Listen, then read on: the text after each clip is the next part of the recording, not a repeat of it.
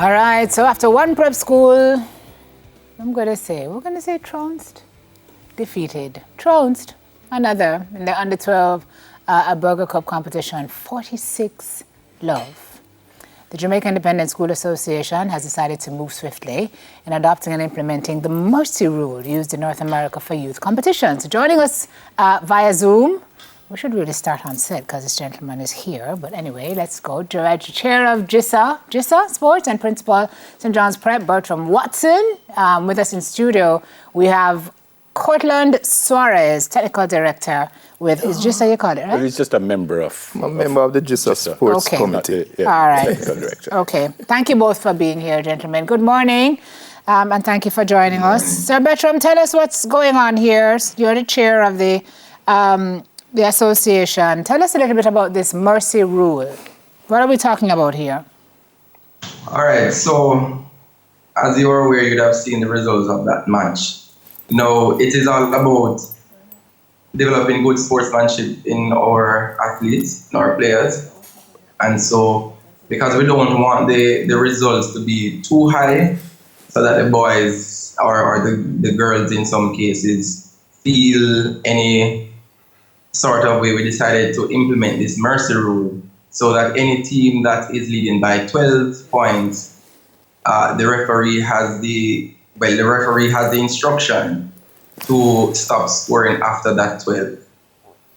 So both coaches can decide whether or not they want to continue the match for the boys or for the players' development. Now, my colleague in studio, Mr. Portland, he can tell you a lot more about this Mercy Rule as the technical director. Stop scoring or keep the score at 12 no matter how many more goals are scored. That's two different things, because it's hard to ask a player to don't score a goal. Well, actually, that in essence is one of the principal tenets of a Mercy Rule, in that when you have a team that is so dominant and therefore the result of the match is basically beyond question, you want to now shift from the piling on of more goals or running up the score as it is referred to, and focus more on just playing and enjoying the game. So yes, it is essentially stop scoring. Arguments for and against, I'm sure. What of those who say, well, the team has trained, the team is ready, the boys can score, they should be able to do as much as they want to do to show their capability, to show their capacity. And there are other ways of showing your capacity. And when you are in a situation where, first and foremost, you're talking about a very impressionable age group, because we have youngsters that make up teams who are as young as 5 years old. They may be playing against a team that is equipped with youngsters who are in the 10, 11 age group, who have been taught the game a lot longer, who know the rudiments of the game a lot better, and therefore they're pretty much just very outclassed. What you don't want to do is to discourage them. You don't want them to give up on the game. You don't want them to feel despondent or discouraged. How do you balance that with teaching them how to lose? Well, teaching them how to lose is essentially an adult concept, which we're trying to inflict on that age group. Inflict? Yes, inflict. I use the word inflict. Interesting because word. There are a lot of times, parents in particular, live vicariously through their children when it comes to that age group sports. And what you don't want to do is to force ripe their psychological and mental development. Let them enjoy the game. Yeah. Right? And there are ways of doing that. So we have formulated, and this is, I know it's been said that we did it in reaction to what occurred on Monday. But this is something that has been on the table now for several years. And there was agreement in principle, it just never got put in place. Mr. Watson, I'm told that this team that they were beaten 46-0 were not registered to play, but you still allowed them to play. And I'm told that the Mona team actually didn't play their best players because of that? Anything, Gosa? No, because I saw the match card, and when compared to the registration form, all the players were registered. Now, as Cortland would have said, the age range, because some of the students who played on Monday were actually 5 years old. Now, one of the key things that I want persons to understand is that I would have spoken to the chairman, and some questions were asked, for example, why didn't the match stop when you realized that the points were going up?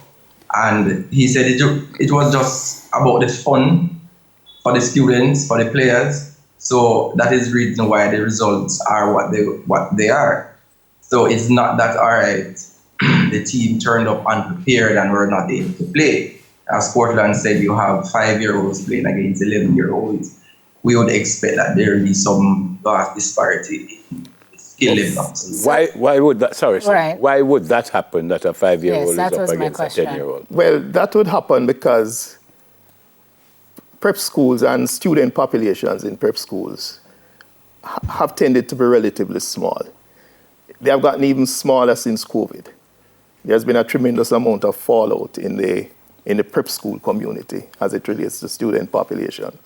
So it can be, and specifically in the case that we're all focusing on, even though there were other lopsided results in the first round and the second round as well.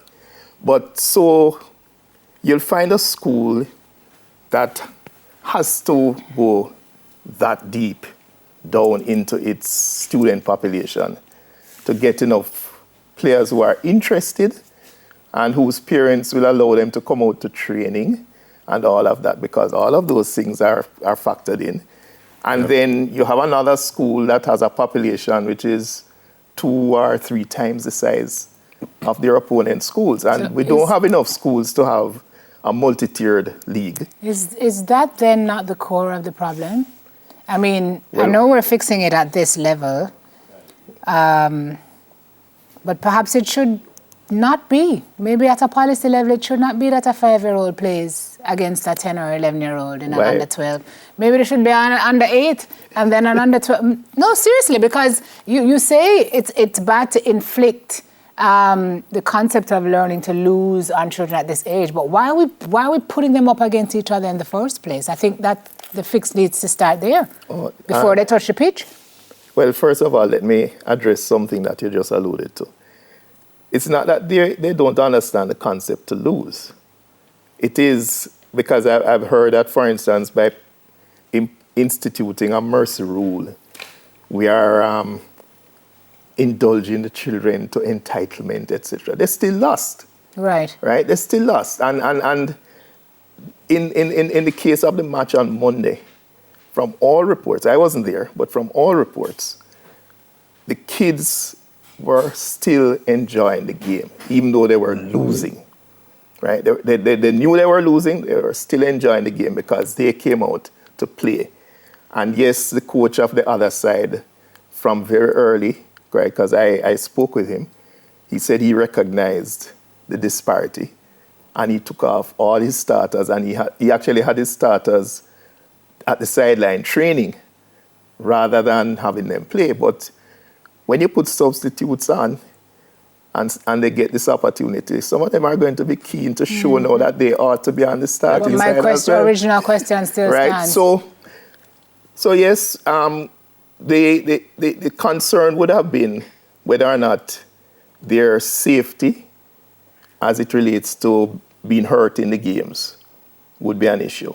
We have never had that, right? And we have always used referees from the Jamaica Referees Association to ensure that the officiating is at the highest available level. Still putting So- up kids. And it is not that a team of all 5-year-olds is playing against a team of all 11-year-olds. There are mixed age groups, but as I said, the variety of ages is going to be dependent a lot on the pool from which a school can pull to put a team together. Mona Prep was one of the teams, and they're perennial champions. What did the other team? Perennial? Well, they've won a number of times, Several haven't times. Yeah, but I wouldn't. Well, Not in recent years. Maybe I used the wrong word. But my question is, how long have they been playing in prep school football? God's Memorial has been in and out of prep school football. So, this year is a comeback year for them, for instance. You said you never had enough teams to do a tier, but even if you have, I'm getting back to Sim's question, even if you have 5 teams of, say, 5-year-old, wouldn't it make sense to get them play against each other and get I'm asking. Maybe there's I think that is even if it's just 4 or 5, wouldn't that make sense? That would be something for GISA to consider, right? Mr. Chair? I am a volunteer. Yeah. Right, the members of the sports committee are volunteers. Yeah, but wouldn't that so make sense? we work according to policy. That's what I'm saying. It perhaps a policy discussion needs to be had. So if it is that you want to have a 5-year-old competition, then that would be up to the Chair, principals. we have to go. You have 15 seconds. Right. So in response to your question, we have that discussion on the table to say possibly an under 9 and an under 12. Right. Okay. So there we go. football is an ever-changing thing, and just will change and learn to adapt. All right. Thanks a lot for coming. Thank you, sir. It happens in senior football. I said that at the top of the show, that in Europe, if you're leading like 3 or 4, they don't play time added on. Because they say if you're going to put on 5 minutes, it's impossible to score 4 or 5 goals. Yeah. So they just stop at 90 minutes and done the argument. So we're good to see you, sir. Thanks for coming. Chair of GISA Sports and Principal of St. John's Prep, Bertram Watson, and member of the GISA Sports Committee, Mr. Cortland Suarez. Yeah. Coming up, Pocket Rocket herself, Shelly-Ann Fraser-Pryce is going to be on our set. Soon come.